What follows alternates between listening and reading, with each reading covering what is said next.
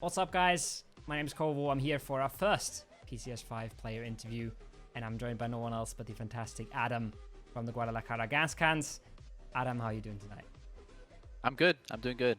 Actually, I'm gonna correct you on that. We're no longer Guadalajara Gascans. We're just Gascans now. Oh, I thought I was being Just changed the name. fancy, saying the full name there, but unlucky. Yeah, Okay. we just took out the kind of. We felt it was a little unnecessary, so we kind of removed the Guadalajara part. I want to start this one off with a bit of a personal question.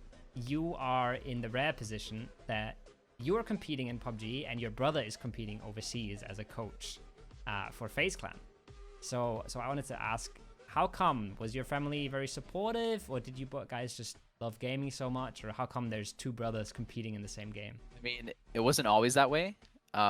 When I first started playing PUBG and I started to get good at the game and started to compete, my brother was always there beside me, kind of being a coach, and he was the coach of my first team for a long time.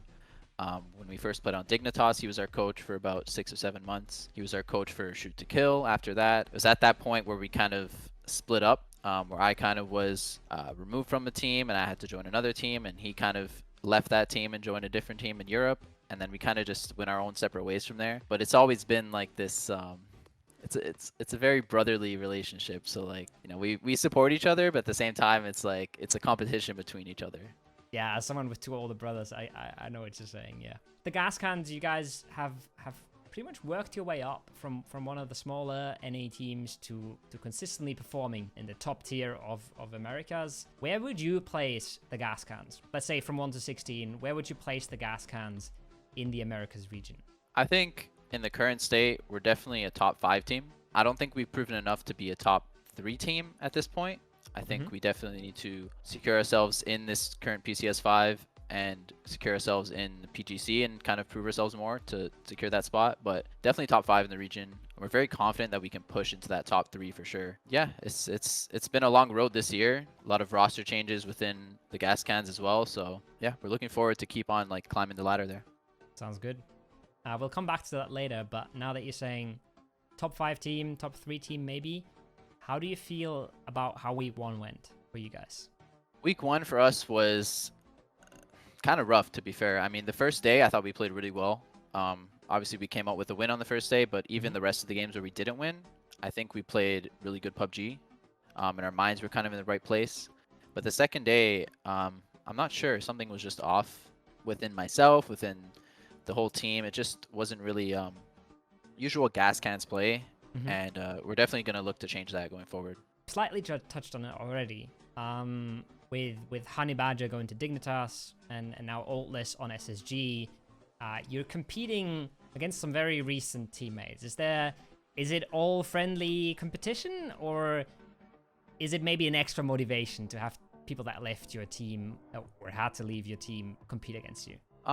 Personally, I never really have any bad blood for people like ex-teammates, whatever. Competition is competition, but at the same time, it does still feel good when you kill an ex-teammate. Like there's always that little like part of you that's like, hey, like, yeah, but yeah, for me, it's not really like any bad blood or anything like that. While we're talking about the roster, your team has 2 out of region players. How do you handle that in like the daily duties of a team, practice, what were you getting ready for events, all that kind of stuff? Yeah, so it's definitely different because Nikos and Hikerman being in New Zealand, they're on a completely different time zone, right? So they have to adjust to like the North American time zones.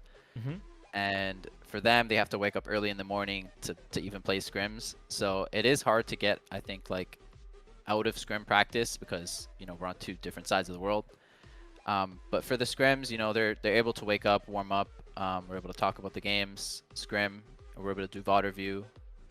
So it's nothing like too bad, but can definitely be improved on.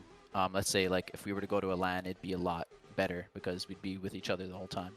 Yeah, it's a pretty rough commitment to just wake up so early for scrims all the time. And yeah.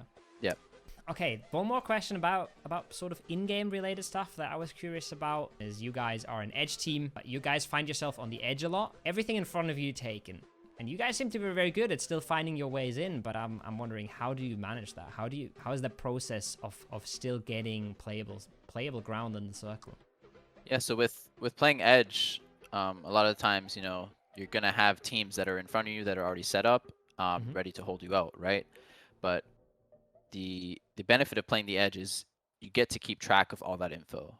Um, so something that my team does and myself does a lot is we keep track of all the info of the teams around us, teams in front of us, how many they're up, if they're split, all kinds of different things, so that we have options.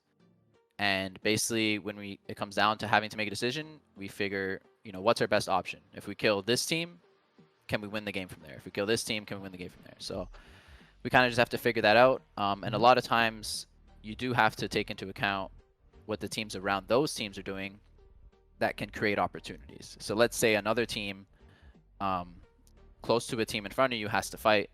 You kind of play in a certain way to allow those teams to fight, so that you can third party and that you can have a better opportunity of taking that position. So mostly it comes down to just information gathering and then making a decision from there. That's interesting. That's good to see.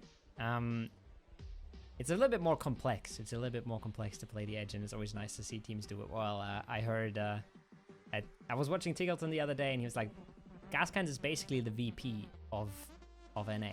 They're just like, they're not quite at that level yet, but the playstyle is similar. So I thought that was kind of interesting. That was it for me. Is there any shout outs? Is there anything you want to say about Gascans in week 2? Is there anything you guys got planned? I mean, we're looking to come out hot in week 2. I think it's definitely going to be a big week for us to prove ourselves and to secure a slot into PGC. So we're going to put in the time this week in terms of preparation, scrims. We're going to make sure we know what we're getting into. And yeah, we're going to come out hot. All right. That's going to be it from us. That's going to be it from me and Adam from the Gascans.